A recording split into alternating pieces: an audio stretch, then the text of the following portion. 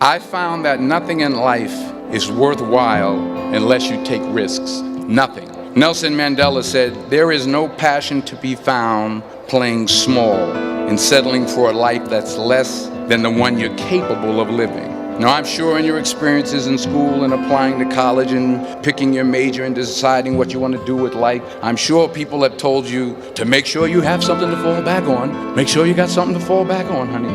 But I never understood that concept, having something to fall back on. If I'm going to fall, I don't want to fall back on anything except my faith. I want to fall forward. I figure at least this way I'll see what I'm going to hit.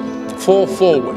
This is what I mean. Reggie Jackson struck out 2,600 times in his career, the most in the history of baseball. But you don't hear about the strikeouts. People remember the home runs.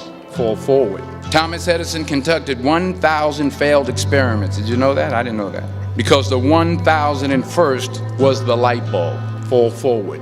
Every failed experiment is one step closer to success. You've got to take risks, and I'm sure you've probably heard that before, but I want to talk to you about why that's so important. I got 3 reasons, and then you can pick up your iPhones. First, you will fail at some point in your life. Accept it. You will lose. You will embarrass yourself. You will suck at something. There's no doubt about it. And I know that's probably not a traditional message for a graduation ceremony, but hey, I'm telling you, embrace it, because it's inevitable, and I should know. In the acting business, you fail all the time. Early on in my career, I auditioned for a part in a Broadway musical. Perfect role for me, I thought, except for the fact that I can't sing. I didn't quit. I didn't fall back. I walked out of there to prepare for the next audition, and the next audition, and the next audition. I prayed, and I prayed, but I continued to fail, and fail, and fail. But it didn't matter, because you know what? There's an old saying, you hang around the barbershop long enough, sooner or later you're gonna get a haircut. So you will catch a break. Do you have the guts to fail? Here's my second point about failure. If you don't fail, you're not even trying. I'll say it again. If you don't fail, you're not even trying. My wife told me this great expression.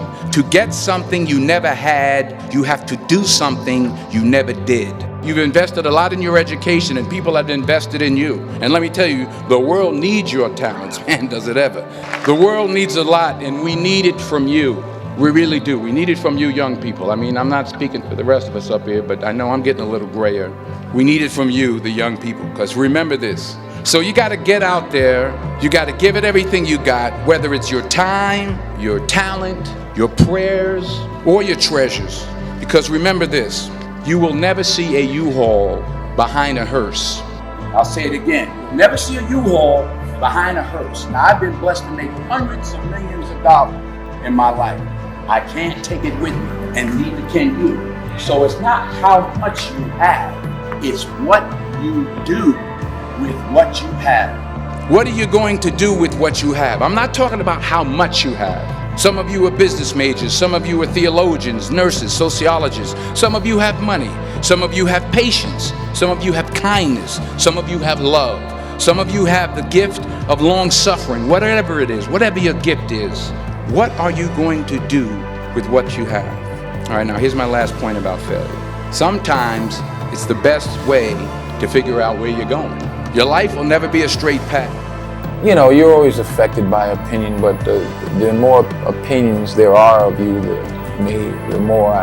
the less I look at them, because I just can't live my life based upon what other people think about me. So I can't concern myself too much with what other people think. You know, it's just not healthy. I don't think I could continue to do what I do if I was constantly worrying about what somebody thought about it.